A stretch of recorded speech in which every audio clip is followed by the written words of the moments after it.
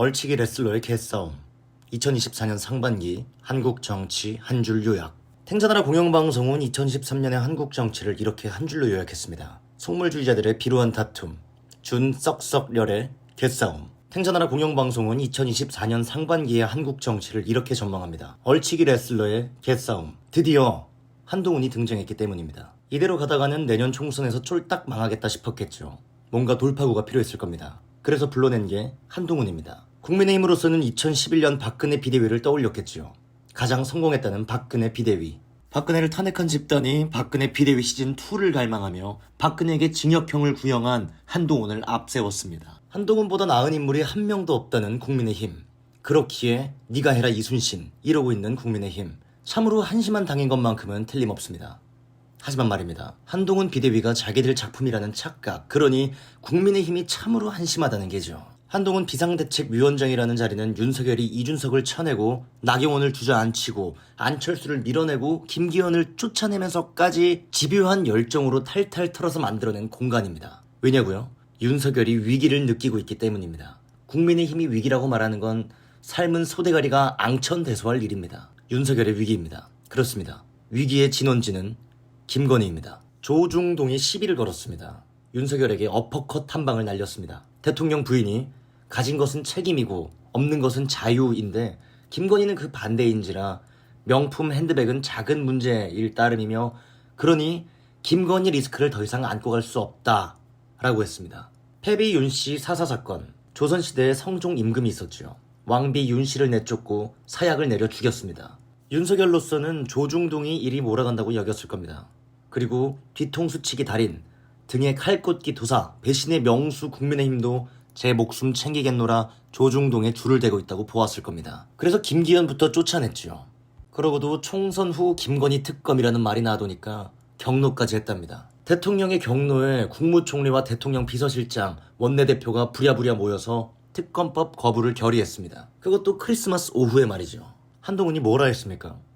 김건희 특검법은 총선용 악법이란 입장을 충분히 갖고 있다라고 맞장구를 쳤죠. 이런 겁니다. 윤석열 대통령 직할체제라던 선출된 임명직 당대표 김기현을 내치고 한동훈을 비상대책위원장으로 앞세워 찐 직할 체제를 출범시킨 이유가 이겁니다. 비상대책위원장이 된 한동훈은 윤석열과 레슬링을 시작했습니다. 레슬링이 어떤 경기인지는 다들 아시죠? 프로레슬링에서 벌어지는 그 현란한 격투들은 죄다 가짜입니다. 두 사람이 공격과 방어를 주거니 받거니 하는데 사전에 약속한 대로 합니다. 그러니까 짜고 치는 고스톱이죠.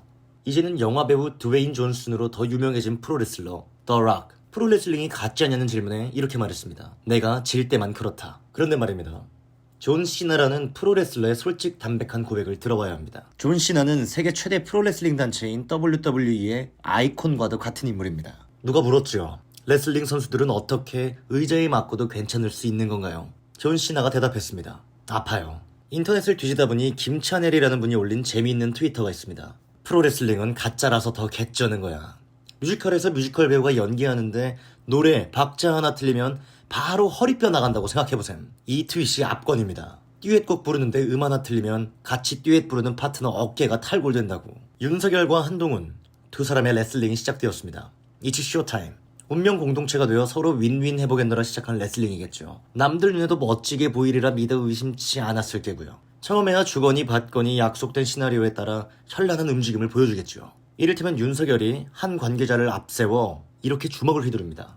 당이 할 일은 당이 하고 대통령실이 할 일은 대통령실이 할 것. 그 주먹을 슬로우 비디오로 피하면서 한동훈은 이렇게 발길질합니다. 우리는 우리의 할 일을 하면 되고 대통령은 대통령이 할 일을 하면 된다. 어떻습니까? 참으로 눈물 없이 볼 수 없는 피 튀기는 겨루기 아닙니까? 그런데 말입니다. 아무리 짜고 친다고 하더라도 주먹을 휘두르고 발을 내뻗다 보면 감정이 실리는 법입니다. 그러니 곧 손발이 어지러워질 수밖에 없습니다. 조금의 실수라도 있다면 누군가는 어깨가 탈골되고 누군가는 허리뼈가 나갈 것입니다. 이제는 진짜로 피 튀기는 싸움이 됩니다. 게다가 말입니다. 한동훈이 김건희 호위무사가 되어 철동 같은 방어에 나서면 윤석열 인기가 올라갈까요? 한동훈이 김건희 호위무사가 되어 철통 같은 방어에 나서면 국민의힘이 다음 총선에서 이기게 될까요? 윤석열 인기도 개판되고 국민의힘도 총선에서 쫄딱 망하면 그때 한동훈의 운명은 어떻게 될까요? 그렇다고 한동훈이 김건희를 제물로 삼고 윤석열을 치받을까요? 임요한 씨가 그랬잖아요. 마누라와 자식 빼고는 다 바꾸자. 이게 윤심입니다. 윤석열은 김건희 빼고 다 바꾸려는 겁니다. 그때 한동훈의 운명은 어떻게 될까요? 아뿔싸, 세상 일이라는 게 내 뜻대로 된다면야. 윤석열의 의도가 무엇이었건 세상 사람들은 비상대책위원장이 된 한동훈을 차기 권력이라고 봅니다. 텔레비전으로 중계된 한동훈의 비상대책위원장 취임, 옛날에 세자 책봉이 이랬겠구나 이런 생각이 들었습니다. 한동훈도 내심 자기가 세자로 책봉되었다고 믿을 겁니다. 하지만 동서고금을 막론하고 부자지간에도 나눠 먹을 수 없는 게 권력입니다. 네가 잃어야 내가 얻는다. 권력은 무조건 제로섬 게임입니다. 인류 역사에서 왕과 아들이 목숨을 걸고 싸운 게 어디 하나둘이던가요? 한동훈의 바람과는 달리 궁중암투는 이제 본격적으로 시작되는 겁니다. 그래서 한동훈의 등장을 두고 이제 얼치기 레슬러의 개싸움이 시작되었다는 겁니다. 즐겨보시죠. 2024년 상반기 윤석열과 한동훈이라는 얼치기 레슬러가 펼치는 개싸움. 어깨가 탈골되고 허리뼈가 나가는 건 누굴까요? 궁금하지 않으십니까? 그러고는 2024년 하반기 조중동과 윤석열의 힘겨루기 2탄이 시작될 겁니다. 이 싸움이 볼만하겠죠. 맛만 보여드린다면 말입니다. 윤석열은 조중동에 내세운 김건희 프레임을 세대교체 프레임으로 되치겠습니다. 일단 조선일보는 져주는 척하고 있습니다. 젊은 전문가, 여권의 얼굴이 달라졌다. 그러고는 지켜보는 게죠. 누가 되었건 어깨가 탈골되거나 허리뼈가 나가는 순간 아시죠? 박근혜 대통령을 탄핵한 주범이 조중동이라는 것. 이 나라 권력은 자기들 것인데 어찌 감히 박근혜 따위가. 그때 그 짓거리 그대로 지금 윤석열 간을 보고 있는 겁니다. 그 볼만한 싸움도 탱자나라 공영방송이 생중계해드리겠습니다.